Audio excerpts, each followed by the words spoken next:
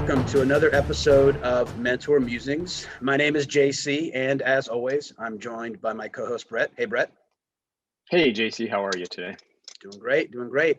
So, Brett, let's dive in. I had a founder talk to me this week, and they were having problems holding their co-founder accountable. Their co-founder and partner, one of them was not kind of performing the way that they were expecting at this early stage in the venture. And so it made me realize that navigating co-founder relationships and partnerships can be a struggle. So let's talk about that for a second. I'm curious, right out of the gate, what do you think is important for an entrepreneur to know when they're considering whether or not to bring on a co-founder, just whether or not they need someone to actually join in the effort? Yeah, I think it's a great topic, and I don't think it's talked about nearly enough. I think people just default and jump to a co-founder and say, hey, we like each other, let's go start a company together, which again could work, may not work, but maybe a little bit more diligence behind it would be helpful. Obviously, I think the key one is skill set fit, right? You want to be able to complement each other ideally because of the work that needs to get done. If you guys both have the exact same skill set, not bad, but it's going to create potential gaps in what you could do. But I think the area that I spend more time in is really on the mission purpose fit, right? Because if I started this company, I want to bring in a co-founder, which means you guys will be partners, not your first necessarily hire, right? That you may give some equity to.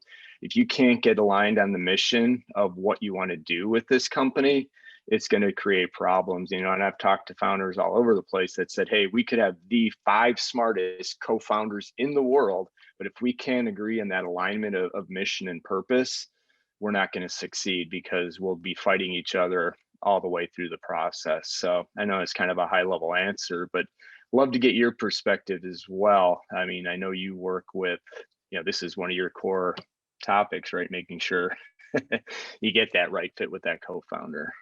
Yeah, no, absolutely. So there's a lot of facets to this, but you start first with, do I need a co-founder? Or as you mentioned, Brett, am I just paying an initial employee with equity? What I would say first is exactly what you said. You want to have an alignment from a vision and a value standpoint as well. We talk about complementary and supplementary skills being critical. There's 2 other really important pieces of I would say, identifying a business partner or a co-founder, and that is someone you like and also someone you trust. So you want somebody who has the skills that you need, but what's different, and I mean, you want to like your employees, you want to trust your employees, but for a partner, for a co-founder, those things are absolutely critical. What most people I've seen ultimately realize is that they sacrifice one of those 3 knowingly, that they've got a partner that they may like and trust, but maybe the skills aren't necessarily exactly what the business needs right now, but they're willing to sacrifice that because they've got someone they can kind of lean on and kind of let into the process. Or for a lot of people, they sacrifice you don't have to hire your best friend or be partners with your best friend, but you have to trust them and they have to complement or supplement your skills. So obviously, again, I know for me personally, my business partner, we've kind of checked all 3 boxes, and I feel blessed because I see a lot of founders out there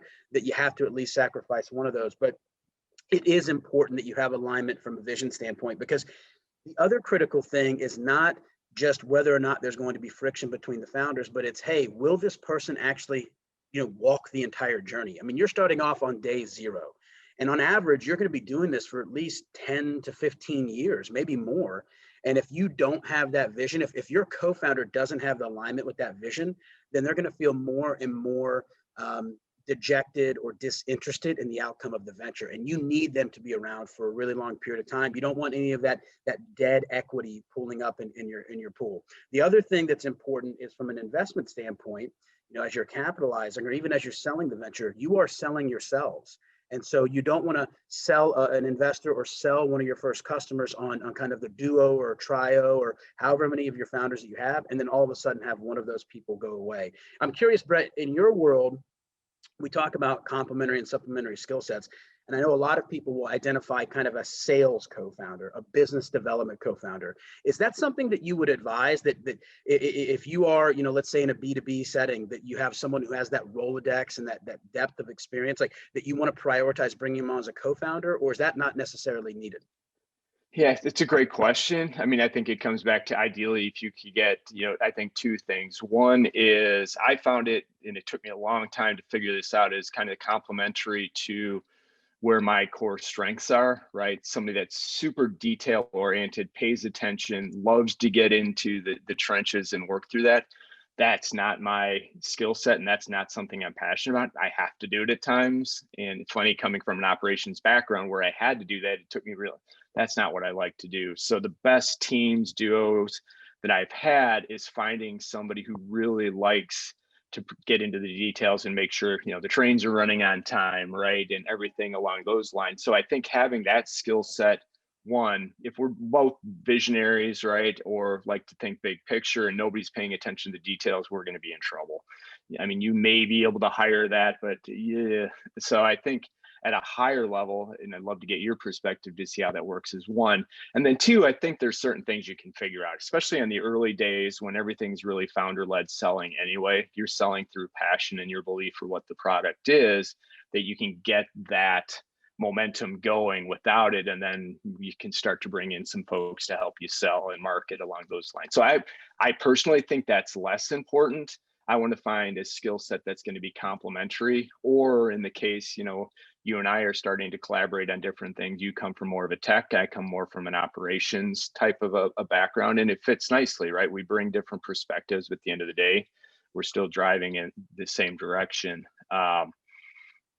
Now, I know I took us off topic. Did I answer your question? I think we were going down the line Absolutely. of skill sets. And so that's what I would look for, is make sure you can check those two boxes. And if you have two people that are super detail oriented, nobody's looking 2 steps ahead, you're going to get stuck in the mud, I think. So to me, that's always kind of the priority. You can work around it, but to your point on 10 years, that's a long time to try to work around. Yeah, it is. You brought up a really good point too. I want to underscore, which is when you are a startup, I mean, this is true of, I think, every business, but especially in the earliest stage, is you are battling two things. It's managing and starting and growing the business you are, and then also evolving towards the business you are going to be. And so, while there's not usually, kind of like a direct, dissection of, okay, I'll be focused on the business we are, you be focused on the business we're going to be. Like you said, you do want to have people who are kind of overseeing, or who are responsible and kind of thinking about, at least from a straw man approach, those two elements of the business, but you're going to be involved in both. I would say at a high level, as far as the sales discussion or the co-founder, or let's just say subject matter expertise, right? Like you want a co-founder that has one specific skill, SME area, thought leadership area, whatever. 500 startups and Dave McClure, they kind of popularized, at least in the tech world, this hacker, hustler, drawer, right? Like you got to have somebody who's out there doing the tech. You got to have somebody who's drawn and doing the beautiful designs and the branding and marketing. And then you got to have the hustler, right? And I would say this, that interestingly enough, most startups that I see are either started by the hacker or drawer, and they're seeking a hustler, or it's the hustler seeking the opposite. And so, but you have to have, at least in the tech world, in my world, usually all three of those elements. Now that could be one person, that could be 3 people, 5 people, it doesn't matter. But you want to have somebody kind of responsible for those key areas. Now, I'm curious to ask you about this. Let's talk about the scope of the team. So a lot of times we talk about co-founder, it's actually co-founders. Do you have any thoughts, or have you noticed any trend with people who are having large co-founding teams, let's say 3 to 5 plus people versus people who just have one co-founder? Any thoughts or comments or suggestions there, as people think, okay, do I need to bring on 3 other people besides myself, or would one other person be sufficient? Yeah, it's a great question. I think it comes back to what we originally talked about. Do they share the vision and mission of what you're trying to build? Because if you've got 4 people rowing in 4 different directions, it just adds, more friction into what you're trying to do. And I know that's kind of a broad view of it, but I interviewed a folks, was it Isoto or a couple? They had like 4 or 5 co-founders, skill sets, but they had a shared mission for what they were doing. And one thing that we haven't talked about yet, maybe we can close with it, is communication, right? If you can overcome a lot of these barriers and obstacles between 2 with good communication, but even the tightly aligned co-founders that can't communicate, they're going to be destined to fail. Very rarely can you get around poor communication between co-founders. So, but to tie off on your original question, I think I don't, in the early stage, so I look at it kind of in 3 stages. First one is, get to that $1 million. Again, we've talked about it's arbitrary, but a lot of that's founder-led selling. So if you got 3 co-founders, 3 networks, ideally, if your product or service works, you're going to be able to get there quickly, but you're doing a lot of that hustle. That next one is the 1 to 10 million. Now you got to start putting some of the infrastructure, and you're going to start to divide and conquer who's going to be responsible for what. You can still work your way through it. You're gonna have to work maybe twice as hard if you don't have the right skill sets. Then once you get to 10 to 25 and 25 to 100, then you have to have those complementary skill sets. But that goes back to the conversation of, can you hire your first SME into those areas? So I like a minimum. 1 is tough because you don't have anything to bounce things off of, right? You're an army of 1. Co-founder for sure. And then I think you just got to be really diligent and comfortable if you go beyond the co-founder that you're bringing into the team, because it's not, like I said, it's not a hire that you can replace. This is the team you're going to battle with, into your earlier point, for 10 years. So I don't look at it as unnecessary, and I've seen teams of 2 do very well. I've also seen teams of 4 do well, but the common theme was that unified vision for what they're trying to accomplish. Yeah, I would agree with so much of what you just said there, Brett. And I would also say this, as far as investors, which we're not building ventures just to get funded, right? That's not our goal. Our goal is not funding. Our goal is success. Build good businesses. Build good businesses. Don't build businesses that can just be funded. But if you do need to externally capitalize, I would say this. Having more co-founders on the cap table is generally a cause of concern to potential investors for a couple reasons. All of the reasons you just mentioned, Brett. Like, they understand that once you've completed the journey, the likelihood that all 4 or 5 plus of those people are going to be active at the end is extremely unlikely. The other thing that worries them is this idea of they want a benevolent dictatorship, right? They don't want 4 equal 25% partners, because what do you do if you disagree? Or, by the way, 2 partners, they don't want 50-50. They want at least one person to have that 51%, because you will encounter issues where, even when you have that vision alignment, that you're going to disagree. And it's interesting, the number one, and like by far the number one litigious activity for startups is focused around issues between the co-founders, right? And when they're at an impasse, or they can't actually communicate with each other. So you're right, communication is key. Let's talk about that piece for a moment. So what can co-founders do? You go out, you have at least one co-founder. What can you do at the onset other than confirming, hey, we've got vision on the alignment on the vision? What can they be doing to kind of mitigate the risk of not being able to communicate in the future? Yeah, I think it's such a good and a key topic. You both have to be able to speak their minds, right? You can have disagreements. 100% friction in that the growth process is good. You should be able to debate and have those discussions, but at the end of the day, come back and agree, right? This is the direction we're going to move in, and hopefully there's no rift big enough that causes that gap. But what you don't want to have happen is one founder to think everything's going on, but the co-founder to start building up resentment or frustration or those things and not communicating. So just opening that level and the channel of communication, I think is so important.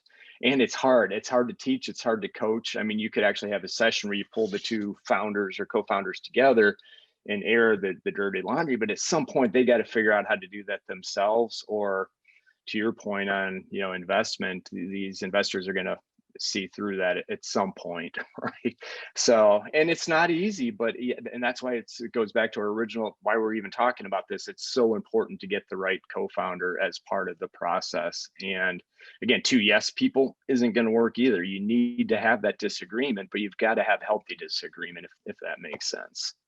Yeah, and it really boils down to the relationship and making sure that you have that alignment on the vision. But there's a couple other practical things I would kind of bolt onto this, right? Because most of your disagreements are going to happen when probably the business is struggling, and there's a higher degree of uncertainty, and there's a higher degree of emotionality.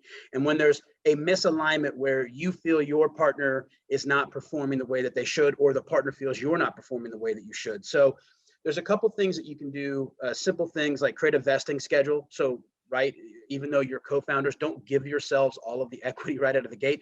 earn it over a period of time, so that way, if one of you does, or one of the founders does need to bow out for personal reasons or whatever, then that's not just dead equity in the pool. It also keeps people incentivized, saying, hey, we have to kind of earn our way into this, even though it's our baby, it's our idea. But definitely having clear lines of responsibility, like you mentioned before, and then just having an honest discussion, being willing to kind of call time out and say, hey guys, this isn't working. Let's get some healthy debate. Let's facilitate healthy debate, because if we prioritize that now, we're going to avoid a lot of those issues in the future. So, again, I think some key takeaways for folks is have alignment on the vision, 100%. Whoever you're working with, that is absolutely critical. Don't over prioritize finding 12 co-founders. Find someone who balances you, find someone who can complement what you're doing, but that can be just one other person. It doesn't have to be 12 people. And then the third thing is prioritize communication. Make sure that you're doing things up front and setting expectations up front, so that everybody knows that you need to be direct and honest about how things are performing. Because if you can't be honest with your business partner about how they're doing, or they honest with you about how you're doing, then your chances of succeeding are diminishing rapidly. So, Brett, any final thoughts?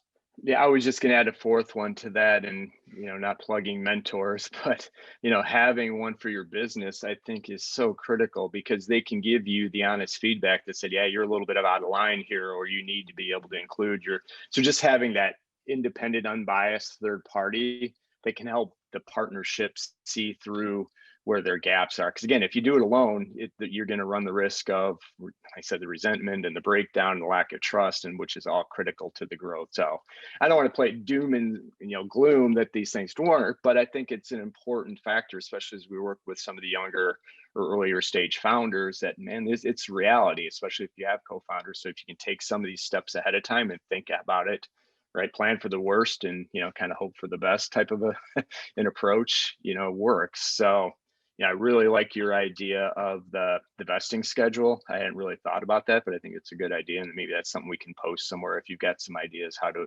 approach that. So no, I think that would just been the last piece, is use a third party to help you guys, because there are going to be times where you're not going to have agreements and you need somebody to help you guys talk through it. Well said, Brett. Well, everybody, thanks for tuning in again. If you like the video, please subscribe. Please share it with others. If there's other founders out there that are in your network, whether you're mentoring them or you just know them because they're also starting businesses like you, share this video if you think it would be important. Like us on Instagram and Twitter. Engage with us on social media. But as always, thanks for tuning in. Thank you, Brett, and we'll see everybody next time. See you guys. See you next week. Cheers. Cheers.